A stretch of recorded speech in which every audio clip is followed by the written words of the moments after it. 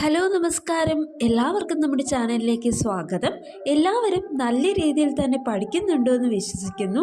ഇന്ന് computer proficiency അഥവാ computer knowledge എന്ന ഭാഗത്ത് നിന്നുള്ള കുറച്ച് ചോദ്യങ്ങളാണ് നോക്കുന്നത്.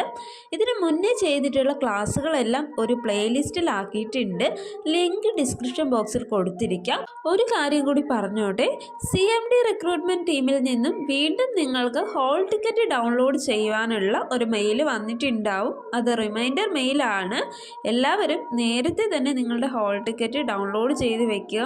ഫില്ല് ചെയ്യാനുള്ള ഭാഗങ്ങൾ ഫില്ല് ചെയ്ത് വെക്കുക. ഇതുവരെയും ഹോൾ ടിക്കറ്റ് ലഭിച്ചിട്ടില്ലാത്തവരാണെങ്കിൽ നിങ്ങളുടെ മെയിൽ ജസ്റ്റ് ഒന്നുകൂടി ഒന്ന് ചെക്ക് ചെയ്ത് നോക്കുക. ഹോൾ ടിക്കറ്റ് വന്നിട്ടുണ്ടോ എന്ന് നോക്കുക. വന്നിട്ടുണ്ട് എങ്കിൽ തീർച്ചയായും നേരത്തെ തന്നെ ഡൗൺലോഡ് ചെയ്ത് അതിൽ ഫില്ല് ചെയ്യേണ്ട പോർഷൻസ് എല്ലാം ഫില്ല് ചെയ്ത് വെക്കുക. ഇനി നമുക്ക് ക്ലാസ്സിലേക്ക് കടക്കാം. ആദ്യത്തെ ചോദ്യം, who is the father of computer? Who is the father of computer? കമ്പ്യൂട്ടറിൻ്റെ പിതാവ് എന്നറിയപ്പെടുന്നത് ആരാണ്? Charles Babbage. Charles Babbage. രണ്ടാമത്തെ ചോദ്യം, who is the father of computer science? Computer സയൻസിൻ്റെ പിതാവ് എന്നറിയപ്പെടുന്നത് ആരാണ്? Alan Turing. Alan Turing. അടുത്തത്, father of personal computer. Father of personal computer Edward Robert. Edward Robert. അടുത്ത ചോദ്യം, brain of the computer is CPU.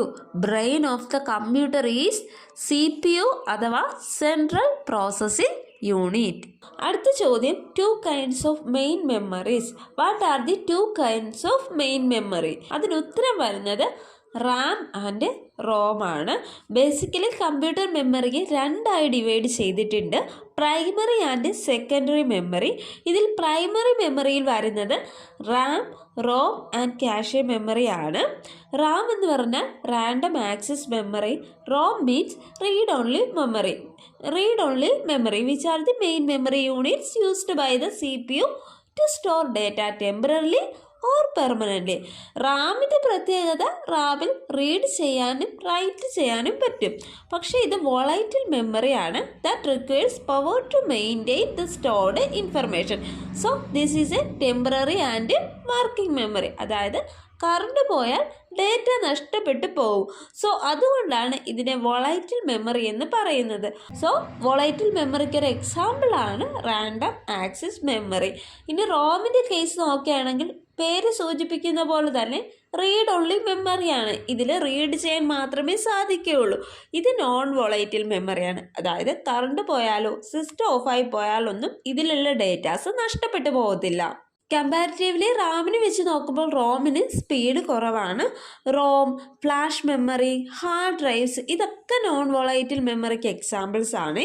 നമ്മുടെ ചോദ്യം ഇതായിരുന്നു, two kinds of main memory എന്ന ചോദ്യത്തിന് ഉത്തരം എന്താണ്? RAM and ROM. അടുത്തത്, which of the following is the fastest memory? അടുത്ത ചോദ്യം നോക്കിയേ, which of the following is the fastest memory?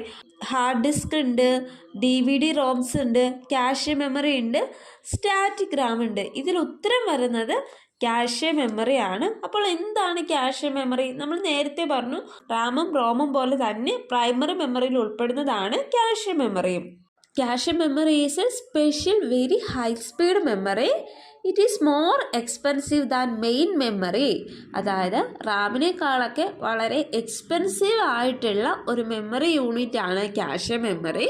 CPUവിനോട് അടുത്ത് നിൽക്കുന്ന ഒരു മെമ്മറി യൂണിറ്റ് കൂടിയാണ് ഈ ക്യാഷെ മെമ്മറി എന്ന് പറയുന്നത്. അതായത് CPU അഥവാ പ്രോസസ്സറിൻ്റെയും മെയിൻ മെമ്മറി ആയിട്ടുള്ള റാമിൻ്റെയും ഇടയ്ക്കുള്ള ചെറുതും വളരെ വേഗതയേറിയതുമായിട്ടുള്ള ഒരു മെമ്മറിയാണ് cache memory. It is an extremely fast memory type that acts as a buffer between the RAM and CPU. It is extremely fast memory type that acts as a buffer between RAM and CPU. Then ഇതിൻ്റെ മറ്റൊരു പ്രത്യേകത, it hold frequently requested data and instructions so that they are immediately available to the CPU when needed. ഇടയ്ക്കിടെ ആവശ്യമായി വരുന്ന ഡാറ്റാസും മറ്റും വേഗത്തിലെടുക്കാൻ വേണ്ടി cache മെമ്മറിയിലാണ് സൂക്ഷിക്കുന്നത്. ഇത് ഹൈ സ്പീഡ് മെമ്മറിയാണെന്ന് പറയാൻ കാര്യം റാമിനേക്കാളും വേഗത്തിൽ ക്യാഷെ മെമ്മറിയിൽ നിന്നും പ്രോസസ്സറിന് ഡേറ്റാസ് എടുക്കാനായിട്ട് സാധിക്കും. സോ നമ്മുടെ ചോദ്യത്തിന് ഉത്തരം വരുന്നത് എന്താണ്? ക്യാഷെ മെമ്മറി വളരെ ഹൈ സ്പീഡ് ആയിട്ടുള്ള ഒരു മെമ്മറി യൂണിറ്റ് ആണ്. CPU-വിനും മെയിൻ മെമ്മറി ആയിട്ടുള്ള റാമിനും ഇടയിലായിട്ടാണ് ക്യാഷെ മെമ്മറി വരുന്നതെന്ന് കൂടി ഓർത്തിരിക്കുക. അടുത്ത ചോദ്യം, which one of the following memory unit is considered as the largest? ഇവിടെ തന്നിട്ടുള്ളതിൽ ലാർജസ്റ്റ് ആയിട്ടുള്ള മെമ്മറി യൂണിറ്റ് ഏതാണെന്നാണ് ചോദിച്ചിട്ടുള്ളത്. ഓപ്ഷൻസ് നോക്കാം.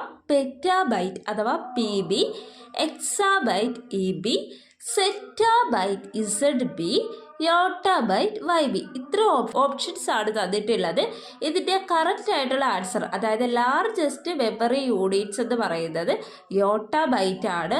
നമുക്കിവിടെ കമ്പ്യൂട്ടറിൻ്റെ മെമ്മറി യൂണിറ്റ്സുകൾ കൂടി പഠിക്കാം. കമ്പ്യൂട്ടറിൻ്റെ ഏറ്റവും ചെറിയ മെമ്മറി യൂണിറ്റ് ബിറ്റാണ്.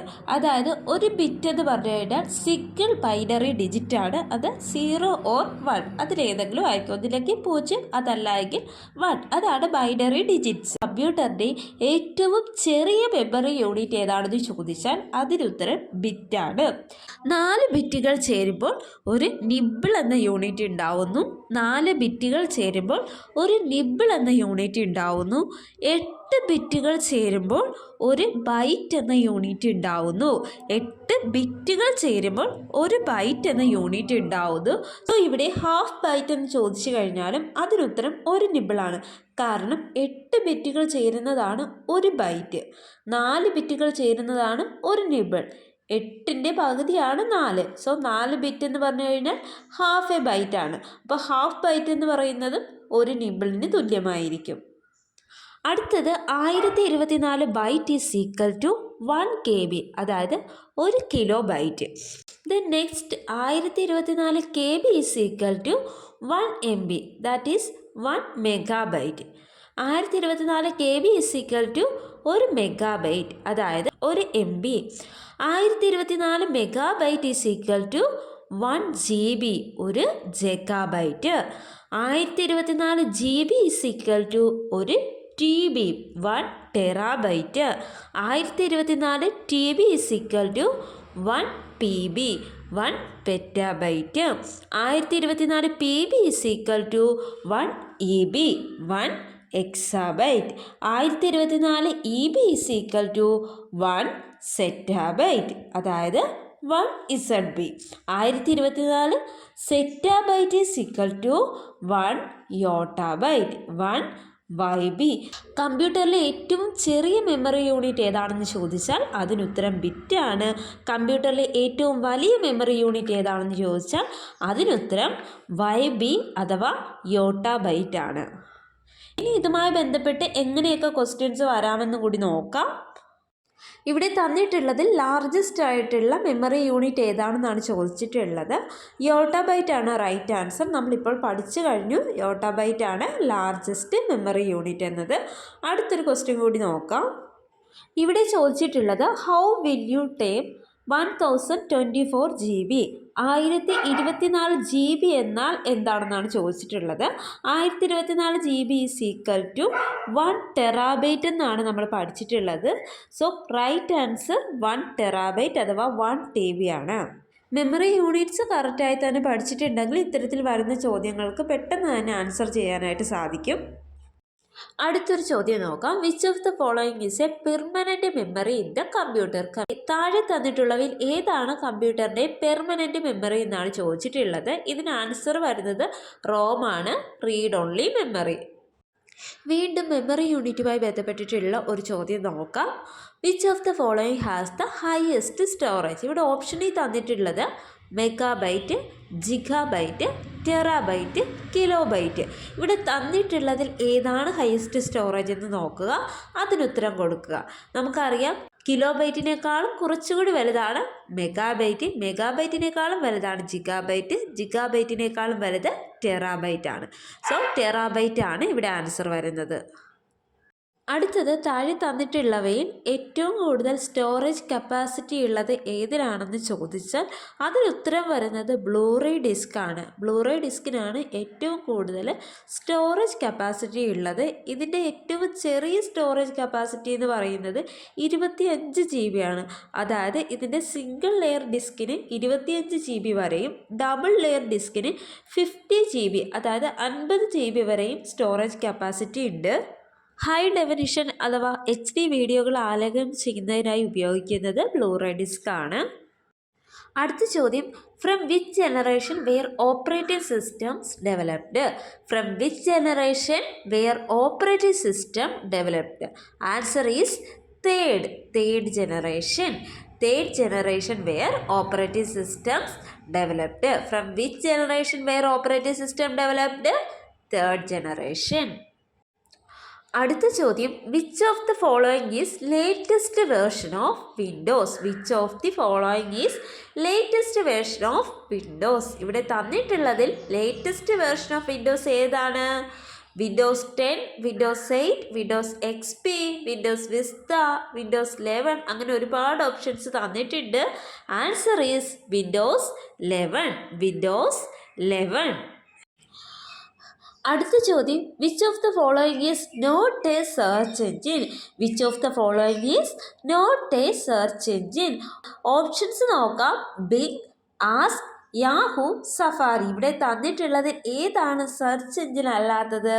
ആൻസർ സഫാരിയാണ്. ഇവിടുത്തെ ആൻസർ സഫാരിയാണ്. സഫാരി ഒരു സെർച്ച് എൻജിൻ അല്ല. ഇത് ആപ്പിളിൻ്റെ ഫാസ്റ്റസ്റ്റ് ആയിട്ടുള്ള വെബ് ബ്രൗസറാണ്. വെബ് ബ്രൗസറാണ്. അടുത്ത ചോദ്യം, Linux is an example of dash? Linux is an example of dash? എന്താണ് അവിടെ ഉത്തരം വരുന്നത്? ഓപ്ഷൻസ് ആദ്യം നോക്കാം. Assembly language, application software, programming language, operating system. Linux is an example of operating system. Linux ഒരു ഓപ്പറേറ്റിംഗ് സിസ്റ്റമാണ്. അടുത്ത ചോദ്യം, which of the following option is not a function of the operating system? Which of the following option is not a function of the operating system? നമുക്ക് options നോക്കാം. Memory management, process management, file management, database management. ഇവിടെ operating സിസ്റ്റത്തിൻ്റെ function അല്ലാത്തത് ഏതാണ്?